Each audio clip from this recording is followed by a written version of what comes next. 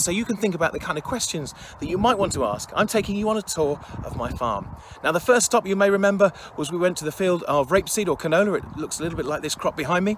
And in a moment, we're going to go down to the grass fields and see if the sheep have had any lambs. But for now, we're going to come here into our sheds and we're going to look at mechanisation and technology and how we use that to great effect on our farm. Because about 100 years ago, we would perhaps on our farm have had 50 horses or so, and they'd have provided a lot of the power that we need. Nowadays, we don't have 50 horses, we have just 2 tractors. And these are fantastic bits of kit. They're incredibly high-spec technology. And so you might want to think about questions about comparing the technology that we used to use on the farm with what we use nowadays. You might want to ask questions about how we historically have produced our food and how we produce it nowadays.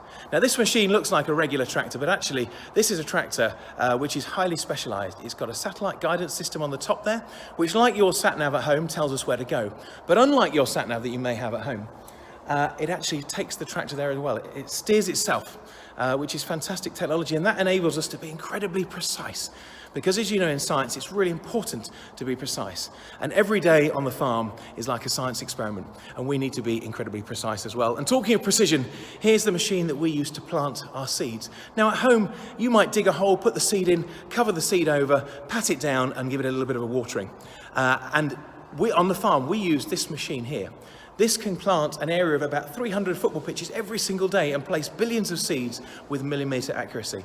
And we use a lot of technology to help us be more efficient on our farm. So you might want to ask questions about technology, you might want to ask questions about efficiency. And here on our farm, some of the biggest and most important science experiments we do are to do with soil. So you might want to ask questions about worms, or about soil biology, or about how we look after the environment while we produce your food. This and millions of other questions are things that we deal with every single day on the farm, and it's a really exciting place to be. And science is here all around us every single day.